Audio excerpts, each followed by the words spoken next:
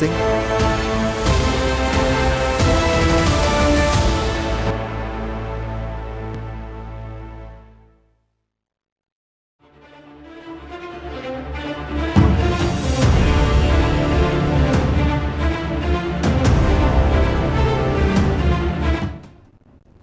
नमस्कार, अनादि टीवी की खास पेशकश अटेंशन में आपका स्वागत है और मैं हूं मनोज वर्मा। कोरोना से जूझ रहे प्रदेश के लिए सोमवार को मंगल खबर आई। प्रधानमंत्री नरेंद्र मोदी से चर्चा में मुख्यमंत्री शिवराज सिंह चौहान ने प्रदेश की तैयारियों का रोडमैप पेश किया। प्रदेश में पहले चरण में 4 लाख लोगों को टीका लगेगा। राज्य सरकार ने इसको लेकर सारी तैयारियां पूरी कर ली है, लेकिन कांग्रेस इस पर सवाल उठा रही है। इसको लेकर भाजपा ने भी कांग्रेस पर तीखा हमला बोला है। आज हम इसी पर चर्चा करेंगे, लेकिन उसके पहले देखिए हमारी ये खास रिपोर्ट।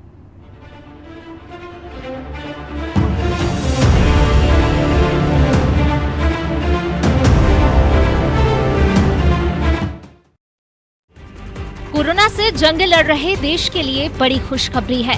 अब कोरोना से जंग जीतने के लिए बड़ा हथियार तैयार कर लिया गया है।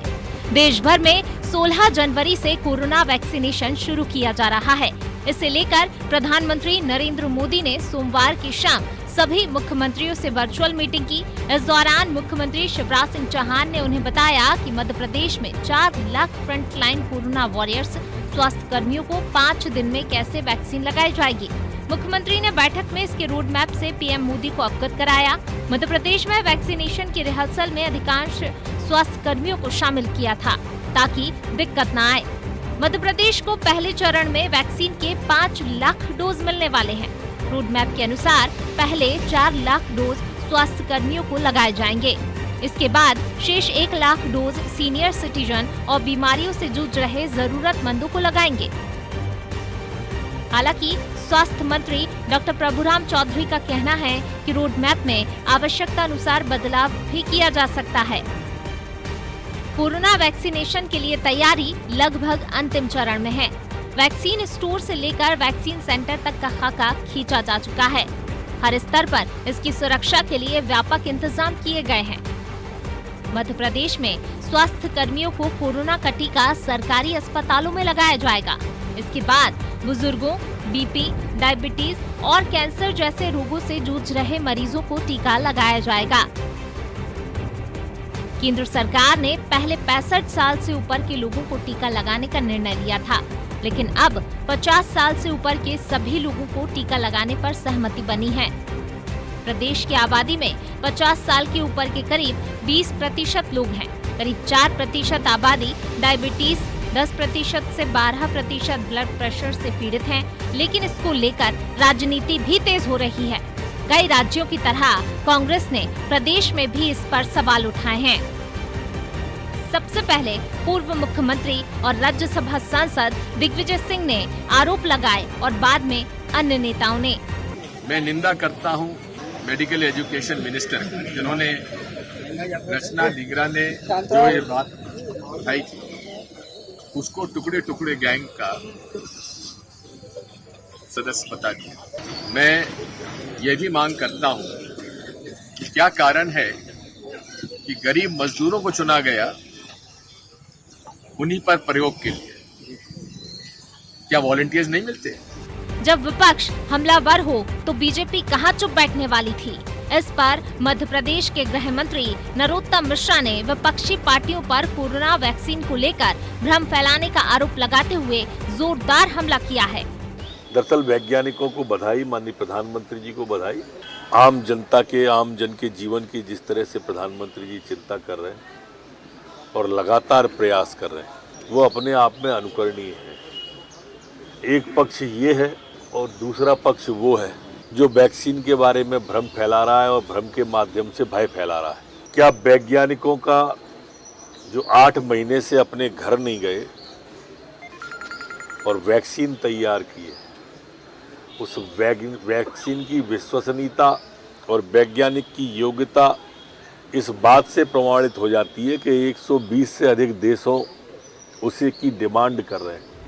अब टीके पर हो रही ये सियासत क्या रंग लाएगी ये पता नहीं, लेकिन जिस प्रदेश में करीब 2.5 लाख कोरोना के मामले हुए हों, वहां टीकाकरण का ये दौर नई उम्मीद जरूर लाने वाला है।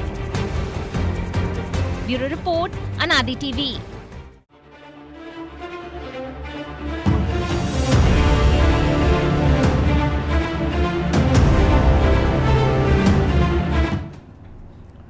तो इस विषय पर चर्चा करने के लिए हमारे साथ स्टूडियो से जुड़े हुए हैं अनादि टीवी के ब्यूरो हेड ब्रजेश चौक से, और इस पर हम हमारे एडिटर इन चीफ प्रकाश भटनागर के पास भी जाएंगे। लेकिन सबसे पहले ब्रजेश जी आपके पास, जब कोरोना की शुरुआत हुई और जनवरी में पिछले साल पहला मामला इस देश में निकला केरल में, मार्च में मध्य प्रदेश में कोरोना ने दस्तक दी, कमलनाथ सरकार थी, बीजेपी का आरोप था कि कमलनाथ उस समय आईफा की तैयारियों में जुटे रहे और कोरोना पर उनका ध्यान नहीं गया। इसका नतीजा ये हुआ कि मध्य प्रदेश में आज 2.5 लाख से ज़्यादा मामले हैं, कई सारी मौतें हो चुकी हैं। एक स्थिति वो भी आई थी कि जब प्रदेश के बिस्तर नहीं थे अस्पतालों में, पीपीई किट से जूझ रहे थे, इन सबसे उभरे।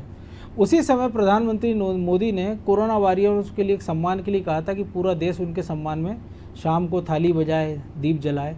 उसकी विपक्ष ने हंसी उड़ाई और ये कहा कि जिस समय पूरा देश दुनिया कोरोना से लड़ रही है, प्रधानमंत्री थाली बजवा रहे हैं, दिए जलवा रहे हैं। आज जब हमने कोरोना बना लिया है, देश की बनी 2 वैक्सीन तैयार हैं, प्रधानमंत्री ने आज सोमवार शाम को ही देश भर के मुख्यमंत्रियों से बात की है, रोड मैप समझा है। मध्य प्रदेश के मुख्यमंत्री शिवराज सिंह चौहान ने भी उनको अपनी पूरी तैयारियां बताई हैं कि मध्य प्रदेश में पहले चरण में जिन 4 लाख लोगों का वैक्सीनेशन होना है, उनमें फ्रंट लाइन के जो वॉरियर्स हैं, डॉक्टर हैं, नर्स हैं, पैरामेडिकल स्टाफ है, नगर निगम का अमला है, पुलिसकर्मी है, इनको पहले दौर में टीका लगेगा। मध्य प्रदेश को लगभग 9 लाख डोज मिलना है।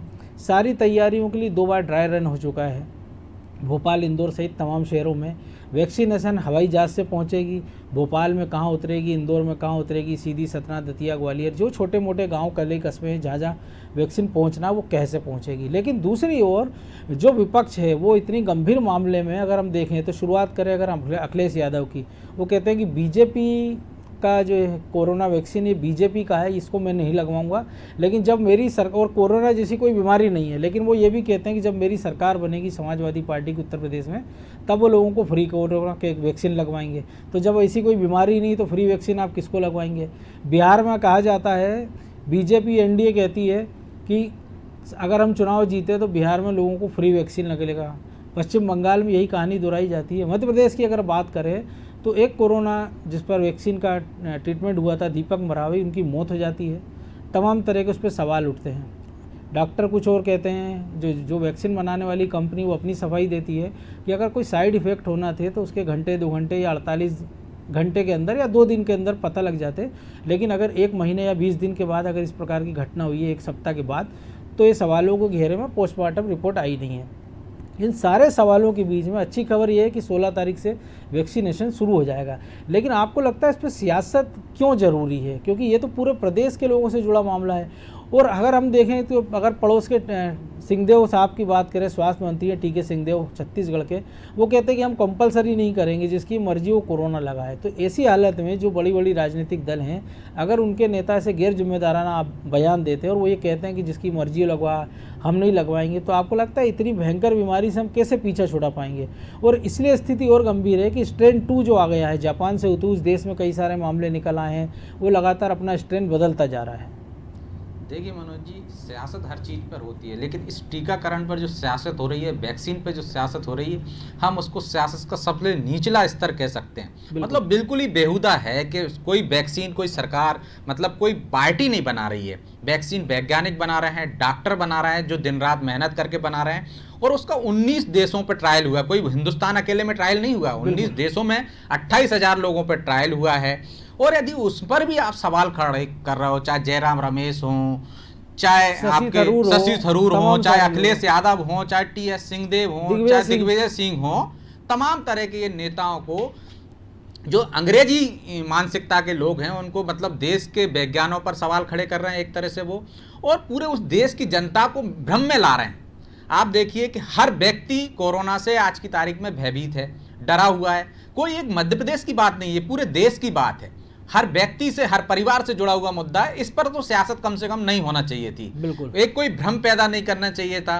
जो मतलब आप डॉक्टरों से और वैज्ञानिकों से ज़्यादा समझदार हैं क्या? मतलब राजनेता, आप समझिए, आप टीएस सिंहदेव कहते हैं कि हम वैक्सीन नहीं लगवाएंगे, जरूरी नहीं करेंगे, और अखिलेश यादव कहते हैं कि ये भाजपा की वैक्सीन है।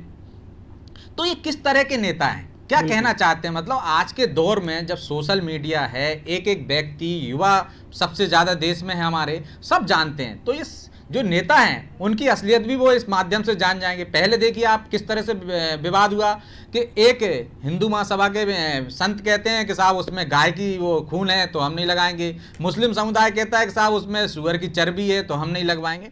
तो ये धार्मिक नेताओं के साथ साथ सियासत शुरू कर दी है इस पर। तो ये सियासत नहीं होना चाहिए इसमें, इस मुद्दे में कहीं भी सियासत की कोई जगह नहीं है। लोग वैक्सीन लगवा रहे हैं, और जैसे दिग्विजय सिंह को हम सुन रहे थे मनोज जी, वो कह रहे हैं कि गरीबों पर ही हो रही है। तो कौन से नेता ने, कौन से दिग्विजय सिंह ने, दिग्विजय सिंह के परिवार ने या किसी राजनेता ने आके कहा कि मुझ पर ट्रायल कर लीजिए? भाई जो ट्रायल पे होगा, जो शर्तें मानेगा उसी पे तो ट्रायल करेंगे। वो मजे की बात है कि वो ये कह रहे हैं कि मुझसे किसी ने संपर्क नहीं किया। तो हमने देखा है कि हरियाणा के जो मंत्री अनिल विज वो सबसे पहले पहुंचे थे। मध्य प्रदेश में हमने देखा था कि नरोत्तम मिश्रा सबसे पहले गए थे। ये बात हो रही कि जो उन्होंने एक पैरामीटर्स बनाए हुए हैं उस पर वो खरे नहीं उतरे, इसलिए उनको वैक्सीन नहीं लग पाया। लेकिन दिग्विजय सिंह, उनके बेटे जयवर्धन युवा, उनके भाई लक्ष्मण सिंह, वो तीनों में से कोई एक भी ये कह सकता था कि हम पर इस टीके का ट्रायल कर लीजिए। या वो उसके बाद वो दीपक मरावी की मौत के बाद वो कहते थे कि चलिए कांग्रेस के 5 वॉलंटियर हैं, वो एक वैक्सीनेशन के लिए तैयार है, आप करिए इन पर। हाँ, निश्चित तौर पर मनोज जी, यदि उनको वैक्सीनेशन के ट्रायल पे कोई शंका है, कुशंका है, तो वो अपने 28,000 लोगों पे हो रही है ना। तो मध्य प्रदेश में तो स्टार्टिंग में भोपाल में इतने लोग नहीं मिले थे, कम लोगों पर हुई थी, तब आगे आ जाते हैं आपके 5,000 ये कांग्रेस के कार्यकर्ता है। हम खुद देखेंगे कि ये कैसे काम कर रही है, वैक्सीनेशन में कोई गड़बड़ी तो नहीं है। जब वो खुद ट्रायल कराते तो सामने आ जाता है कि उसमें क्या साइड इफेक्ट हो रहे हैं कि नहीं हो रहा है। एक व्यक्ति की मौत हुई है, वो मौत के अभी कारण भी नहीं आए हैं, जिस तरह से वैज्ञानिक भी कह रहे हैं, डॉक्टर भी कह रहे हैं कि 24 घंटे से 48 घंटे में आना चाहिए जो भी साइड इफेक्ट हो रहे हैं। 8 दिन 4 दिन बाद आ रहे हैं, तो कोई और रीजन भी हो सकता है उसमें, कोई जरूरी नहीं है कि जैसे कि अभी कोरोना में जो वैक्सीनेशन के ट्रायल में ही 2 लोगों को पॉजिटिव हो गए। बिल्कुल, तो ये अलग चीज है, उन पर निगरानी रखी जाती है। सिर्फ 28,000 लोगों में यदि एक की मौत हो जाती है या 2 लोगों कोरोना से पीड़ित हो जाते हैं, तो इससे को आप बाकी को भी तो देखिए आप। और पूरे जो वैक्सीनेशन की जो कंपनी कर रही है वो पूरे आंकड़े रखती है, सार्वजनिक आंकड़े रखेगी, इसके बाद उसको आप लागू करते हैं। तो आप अपने ही देश पर, अपने ही देश के वैज्ञानिकों पर सवाल उठाकर क्या संदेश देना चाहते हो? और लोगों को जो कम पढ़े लिखे हैं हमारे देश में, जो गरीब तबका है, उन्हें क्यों भ्रम में डालना चाहते हो कि वो वैक्सीनेशन ना करवाएं? सबसे पहले किसको लगा रहे हैं वैक्सीन? आप देखिए, कोरोना योद्धाओं को लगा रहे हैं, जो सबसे बड़े डॉक्टर लगा रहे हैं, फ्रंट लाइन वालों को लगा रहे हैं, जो दिन रात कोरोना से लड़ रहे हैं। यदि उसमें कोई भी तकनीकी चीज से या कोई भी गड़बड़ी होती तो सबसे पहले डॉक्टर मना करते कि हमें मत लगाइए आप। बिल्कुल। तो आप यहाँ से सवाल खड़े करके किसी पढ़े लिखे इंसान को गुमराह नहीं कर रहा हो, आप वो गरीब जनता को कर रहा हो, जो जिनको जानकारी नहीं है, जो पढ़े लिखे नहीं है, वो जो सबसे निचले का तबका है। तो ऐसे लोगों के साथ आप सियासत करेंगे तो आप देश कहाँ जाएगा, ये बताइए आप। बिल्कुल, चलिए इसी पर समझेंगे। हमारे एडिटर इन चीफ प्रकाश भटनागर जी की क्या कुछ राय है। भटनागर जी, अभी तक तो कोरोना का हमने देखा कि एक नया स्ट्रेन आया है जो 70 गुना तेजी से फैल रहा है, लेकिन ये जो नेताओं का जो बदलता हुआ स्ट्रेंड है वो कोरोना से कितना ज्यादा खतरनाक है? देखिए मनोज, मुझे लगता है कि ये सारे वो नेता हैं जो अपनी राजनीतिक जमीन खो चुके हैं। चाहे मध्य प्रदेश में दिग्विजय सिंह हो, चाहे कांग्रेस के जो दूसरे नेता हैं, चाहे अखिलेश यादव हो। हम देख रहे हैं कि उत्तर प्रदेश में समाजवादी पार्टी जो इससे पहले सत्ता में थी उसकी क्या हालत हो गई है। लगातार विधानसभा, लोकसभा चुनाव हारे हैं उन्होंने। और लगभग आप चाहे वो किसान आंदोलन के अंदर इनकी भागीदारी हो, क्योंकि ये कोई केंद्र सरकार के खिलाफ, नरेंद्र मोदी के खिलाफ कोई आंदोलन नहीं खड़ा कर पा रहे। ये कोई ऐसा इशू सरकार के खिलाफ रेज नहीं कर पा रहे हैं जो जिससे जनता सरकार के खिलाफ हो, या जो जनता को सरकार के खिलाफ कर सके, या सरकार को किसी इशू पे विपक्ष ऐसा हो कि झुका सके। तो मुझे लग रहा है कि जिस तरह का बहुमत केंद्र सरकार के पास है, एक तो उस सरकार की जो शक्ति है उसका एक कारण ये है, और दूसरा विपक्ष बहुत ही भोंदा हो गया। हिंदुस्तान का विपक्ष बिल्कुल बिखरा हुआ, ऐसी स्थिति हो गई है जो कभी इंदिरा गांधी के राज में हुआ करती थी, जब विपक्ष बिल्कुल बटा हुआ था। उसी का फायदा इंदिरा गांधी को सत्ता में मिलता था और वही नरेंद्र मोदी को मिल रहा है। एक तो हम चलिए बिखराव तो समझ में आता है, लेकिन ये जो मूर्खता है, क्योंकि आप देश की, हम 1 करोड़ से ज़्यादा लोग इससे प्रभावित हो चुके हैं, 1.5 लाख से ज़्यादा मौतें हो चुकी हैं। जो हमारा इंडस्ट्रियल ग्रोथ थी पिछली साल जीडीपी की, वो प्लस से माइनस 26-27 तक चली गई है, और उसके बाद भी अगर आपको सियासत सूझ रही है, आप आम लोगों की जमीन जो उनकी जान माल है उसको खतरे में डाल रहे हैं, एक बार वो स्थितियां कर रहे हैं। क्योंकि हमने देखा अमेरिका की स्थिति, हमने ब्रिटेन की स्थिति देखी है कि सेकंड राउंड के बाद वो फिर से लॉकडाउन की ओर बढ़ रहे हैं, और हमारे यहाँ केस कम होते जा रहे हैं। उसमें नेता अगर ये इस तरह से अड़ंगे डालेंगे तो इसको किस नज़रिए से देखें? क्या वाकई से इससे वो खोई जमीन हासिल कर पाएंगे? देखिए, राजनीतिक जमीन जो खिसक रही है उसके साथ साथ दिमागी जमीन भी खिसक रही है नेताओं की। जी। सबसे बड़ी बात है कि इसको आप कह सकते हैं मानसिक दिवालियापन। अपवाद स्वरूप कुछ घटनाएं, जब पोलियो का टीका लगा, देश भर में इतना बड़ा पोलियो अभियान चल रहा सालों से, उसमें भी वैक्सीन को लेकर कुछ घटनाएं हमने देखी, पढ़ी, सुनी है कि कुछ अपवाद स्वरूप कुछ घटनाएं हुई है। भोपाल के अंदर एक हुआ है मामला, और उसके अंदर पूरी स्थिति क्लियर नहीं है कि वास्तविकता उसकी क्या है। लेकिन केवल अकेले भोपाल की बात नहीं है, पूरे देश में ट्रायल हुआ है, बाकी जगह से तो ऐसी खबरें नहीं आई है। बिल्कुल। लेकिन दिग्विजय सिंह को मौका मिल गया, दिग्विजय सिंह राजनीति करने चले गए। अब वो भोपाल के अंदर 4.25 लाख वोटों से चुनाव हारे हैं। उन्हें ये समझना चाहिए कि जनता इन लोगों को, इनकी मानसिकता को नकार चुकी है। अब जनता के बीच किन मुद्दों को लेके जाएं अगर इन्हें राजनीति करना है। अब लेकिन इनकी राजनीति भी उम्र के आखिरी पड़ाव पे है, तो अब ये जो करें वो सही है। चलिए, मैं आऊँगा आपके पास। तो ब्रजेश जी, जो कुछ भटनागर जी ने कहा, राजनीति आखिरी पड़ाव पे, लेकिन अगर दूसरा नज़रिए से देखें तो ये देश का सबसे बड़ा या दुनिया का सबसे बड़े टीकाकरण कार्यक्रमों से एक होगा, क्योंकि चीन में भी अभी उतने टीके लगाए नहीं हैं, और वुहान में जो स्थिति है, सेकंड राउंड कोरोना का आ चुका है। देश दुनिया में कई जगह टीके लगना शुरू हो गए। अमेरिका की बात करें, इजराइल ने तो दुनिया में सबसे महंगा टीका खरीदा है, और दुनिया का सबसे सस्ता टीका हिंदुस्तान में। और आज ही जो रेट फिक्स हुआ है वो 200 रुपये प्रति जो एक एम्प्यूल उसका होगा, इंजेक्शन उसका, और 2 टीके लगना है। पहले चरण में 3 करोड़ लोगों को फ्री लगाने की योजना हमने जब अभी कुछ दिन पहले मुख्यमंत्री से चर्चा में भी उन्होंने कहा था कि वो कोशिश करेंगे कि वैसे तो सारी जनता को टीके फ्री लगें, लेकिन उनकी कोशिश होगी कि जो सक्षम लोग हैं, जो पैसा दे सकते हैं, वो पैसा खर्च करके टीका लगवाएं। इतने बड़े टीकाकरण कार्यक्रम को हम अंजाम देने वाले हैं, उस पर जो सवाल उठ रहे हैं, तो इससे निश्चित तौर पर जो उसमें ड्यूटी पे लगे हैं, जिन लोगों ने अपने लोगों को खोया है, कई सारे कोरोना फ्रंटियर वॉरियर्स हमने देखे हैं कि थाना प्रभारी हैं, डॉक्टर हैं, उनकी मौत हुई है, और ये सिलसिला हालांकि कुछ थमा है लेकिन जारी है, बंद नहीं हुआ है। तो उनके मनोबल पर ये इस प्रकार की बयानबाजी किस प्रकार का असर डालेगी?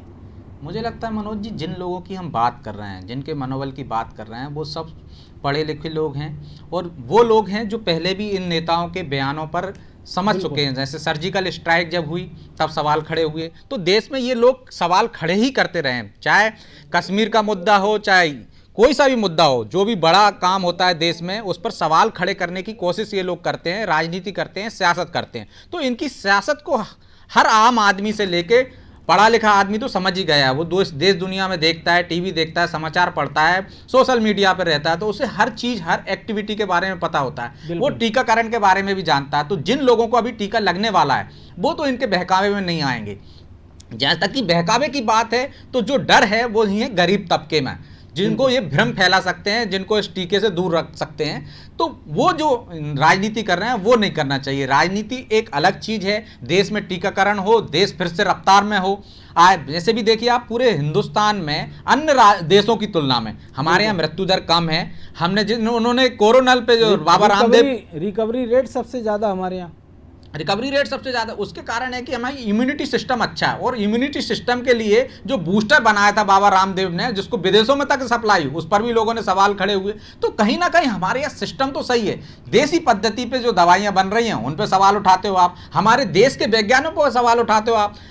हमारे यहाँ से सर्वाधिक वैक्सीन विदेशों में जाती है। आज की वैक्सीन दुनिया को हम सप्लाई करते हैं। तो जब हमारे यहाँ मिल रही है, सस्ते में मिल रही है, निश्चित तौर पे जैसे आपने कहा कि शिवराज जी ने कहा है कि जो सक्षम लोग हैं, 200 रुपये मूल्य तय हुआ है, तो बड़ी तादाद में लोग लगवा सकते हैं। लेकिन गरीबों तक निश्चित तौर पे सरकार फ्री में ही वैक्सीनेशन कराएगी। जिस तरह से पोलियो अभियान चला है, पोलियो की दवा भी आपने देखी है वैक्सीनेशन में हुआ, तो उस पर भी शुरुआत में कई सवाल उठे थे, लेकिन धीरे धीरे उसमें भी घटनाएं हुई। जैसे भटनागर जी ने ही बताया, उसमें भी अपवाद स्वरूप 1-2 घटनाएं हो जाती। आज भी हम यदि बच्चों को पोलियो को या कोई भी टीकाकरण लगवाने जाते हैं मनोज जी, तो आप अस्पताल में डॉक्टर आपको 15 मिनट बैठने का कहता है कि देखिए उसमें साइड इफेक्ट होंगे तो 15 मिनट में हो जाएंगे और हम उनको कंट्रोल कर लेंगे। तो आप वैक्सीनेशन कराने के बाद तत्काल नहीं उठ के नहीं आ जाते हो, टीका लगता है। बच्चों को भी देखते हैं हम, जब उनको टीके लगते हैं बचपन में तो कई बार बुखार आ जाता है, 1-2 दिन वो परेशान भी होते हैं। आपने देखा हो आजकल तो बच्चों को टीका लगता है तो थोड़ा बहुत परेशानी होती है, लेकिन जब हम लोगों को टीका लगा था तो हाथ पूरा सूज जाता था, इतना बड़ा हो जाता, 5-5 10-10 दिन पक जाता था, वो मवाद निकलती थी।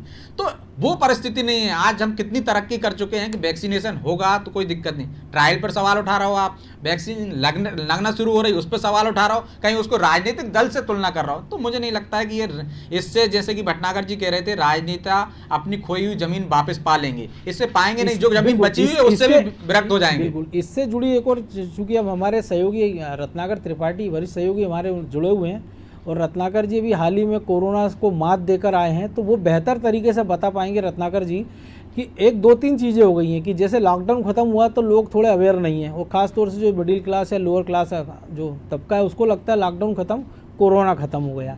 उसी तबके में सबसे ज़्यादा असर देखने को मिल रहा है, सबसे ज़्यादा प्रभावित भी वही हुए हैं, और सरकार उसी तबके को सबसे पहले, या कहें कि जो बुजुर्गों को या बीमारों को टीका लगाने की बात कर रही है। तो ये जिस प्रकार की बयानबाजियाँ हो रही हैं, तो आपको लगता है कि कितने गंभीर ये बीमारी है? आप, मैं चाहता हूँ कि आप दर्शकों को बताएं कि और मास्क और टीका सबसे पहले क्यों जरूरी है और किसके लिए जरूरी है? रत्नाकर जी। निश्चित रूप से ही इतनी सामयिक बहस है और इतने सही समय पर इस चर्चा को छेड़ा गया है, क्योंकि जैसा आपने जिक्र किया, मैं खुद 16 दिन लगातार अस्पताल में कोरोना के मरीज की हैसियत से दाखिल रहा, वहाँ मेरा लंबा इलाज चला, और इस दौरान मैंने एक जो चीज महसूस की, बहुत ही आशा का जिससे संचार होता है कि वाकई सरकार के स्तर पर, हुकूमत जो है उसके स्तर पर उस तबके की मदद की पूरी कोशिश की जा रही है जो कोरोना से इफेक्टेड है। उसमें ये नहीं देखा जा रहा कि कौन किस तरफ से है, बल्कि सिर्फ एक चीज का ख्याल रख रहे हैं कि जो लोग पीड़ित हैं उन्हें इमदाद मिले, उन्हें इलाज मिले और उनकी हर तरीके से मदद हो सके। अनफॉर्चुनेटली जो सबसे अनफॉर्चुनेट पार्ट है, जो मैं अपने तजुर्बे के आधार पर कह सकता हूँ, अस्पताल में जिन मरीजों से बात होती थी, हम लोगों को खाली वक्त में एक दूसरे से बातचीत का मौका दिया जाता था, सारे के सारे मरीज अखबार में कोई खबर पढ़े या टीवी पर देखें तो इस बात से बहुत आशान्वित रहते थे, उम्मीद से रहते थे कि गवर्नमेंट ऑफ इंडिया उनके लिए वैक्सीन ईजाद कर रही है। और हम वो तबका, वो कम से कम 100 लोगों का समूह जो रोज मिलता था आपसी बातचीत में, सिर्फ उनके भीतर एक आशा का भाव रहता था कि हमारे यहाँ वैक्सीन डेवलप हो रही है और उस वैक्सीन के डेवलप होने के बाद में इस बीमारी से निजात मिलेगी। और मनोज जी, इसका सबसे एक अलग पहलू ये था कि सारे के सारे लोग वहाँ, हर किस्म के लोग थे, पढ़े लिखे तबके के लोग कोरोना के पेशेंट थे, गरीब परिवार के, बगैर पढ़े लिखे लोग, लेकिन सारे के सारे इस बात से सहमत थे कि यदि इस मेडिसिन से या वैक्सीन से शुरू में यदि कोई साइड इफेक्ट भी होता है तब भी उसके लिए तैयार रहना चाहिए, क्योंकि आखिर परीक्षणों के बाद इन चीजों का पूरी तरह पुख्ता तरीके से सामने लाया जा सकता है। रत्नाकर जी, लेकिन जब वही, या आप जब ये खबर भी पढ़ते थे कि नेता उस पर सवाल उठा रहे हैं, उसकी गंभीरता को ख़त्म करने का प्रयास कर रहे हैं, तब एक डर भी उनके मन में आता होगा कि ये क्या हो रहा है, ये क्यों हो रहा है, अरे वैक्सीन आएगी कि नहीं आएगी, लगेगी कि नहीं लगेगी, या असर करेगी कि नहीं करेगी? निश्चित रूप से इतना खौफ बैठ जाता था कि वो हमारे साथ के कई लोग वहां से अपने घर पर फोन करके कहते थे कि भाई हमने फलां नेता को टीवी पर ऐसा बोलते सुना है कि ये जो है वैक्सीन ऐसा कर देगी, वैसा कर देगी, नपुंसक बना देगी, बुरा असर कर देगी। तो क्या वाकई ऐसा कुछ है? वहां से घर वाले इनको कंट्रोल करने की कोशिश करते थे कि नहीं, ऐसा कुछ नहीं, सारी चीजें लेकिन वो खौफ इतना तारी हो जाता था, इतना हावी हो जाता था सारे लोगों के दिमाग पर। तो ये जो बयानबाजी इस किस्म की गैर जिम्मेदाराना, मनोज जी, कोरोना का एक एक्स पेशेंट होने के नाते मैं कहना चाहूंगा कि ये समय है आशा जगाने का, विश्वास जगाने का लोगों के बीच में। भले ही इस वैक्सीन से कुछ रिएक्शन गलत भी हो सकते हैं, बावजूद उसको लेकर सियासत भी होनी चाहिए, क्योंकि कोरोना का एक पेशेंट जो है उसकी निगाहें इसी बात पर लगी हुई हैं। वो वैक्सीन बनने की खबर से खुश होता है, लेकिन इस तरीके की बयानबाजी से वो बहुत ज्यादा डर जाता है। उसे जिस्मानी से ज्यादा नुकसान जो है अपना दिमागी तौर पर होता है और ये बीमारी को बढ़ाने में बहुत कारगर हो सकता है। मनोज जी, निश्चित तौर पर जो आपने कहा है कि हमको उम्मीद बढ़ाना चाहिए, बहरहाल अब समय और इजाज़त नहीं दे रहा है, तो भटनागर जी आपका, रत्नाकर जी आपका और ब्रजेश जी आपका बहुत धन्यवाद। तो निश्चित तौर पर सियासत अपनी जगह है, लेकिन पब्लिक की हेल्थ की चिंता अपनी जगह है। और जैसा आपने कहा कि हमारे जो सहयोगी हैं वो कोरोना को मात देकर लौटे हैं, तो उन्होंने जो अपने एक्सपीरियंस बताए हैं, तो उम्मीद की जाना चाहिए कि जो नेता हैं जो बयानबाजी कर रहे हैं इसको लेकर, इसकी गंभीरता नहीं समझ रहे हैं, वो कम से कम 4, 5, 6, 8 मरीजों से बात करें, जो ठीक होकर आए उनके परिवारों के साथ बैठें और समझें कि ये बीमारी कितनी गंभीर है, इसके लिए वैक्सीनेशन कितना ज़रूरी है। क्योंकि ऐसा नहीं है कि ये बीमारी जो है केवल गरीब या आम आदमियों को ही प्रभावित कर रही है। कई सारे नेता इस देश ने खोए हैं इस कोरोना की बीमारी में। इनमें कुछ सांसद भी हैं, कुछ मंत्री थे, कुछ विधायक थे, कुछ पार्षद थे, कुछ डॉक्टर हैं, इंजीनियर हैं, नर्स हैं। इस बीमारी ने चेहरा, जाति, धर्म या पेशा देखकर किसी को अपना निशाना नहीं बनाया है। तो उम्मीद की जाना चाहिए कि जितने नेता हैं या बाकी लोग हैं वो कम से कम वैक्सीनेशन हो जाने दें और अपना मुंह बंद रखें। ये उनके हित में भी होगा, जनता के हित में भी होगा और देश के हित में भी होगा। अटेंशन में आज इतना ही। मुझे दीजिए इजाज़त और आप देखते रहिए अनादि टीवी। नमस्कार।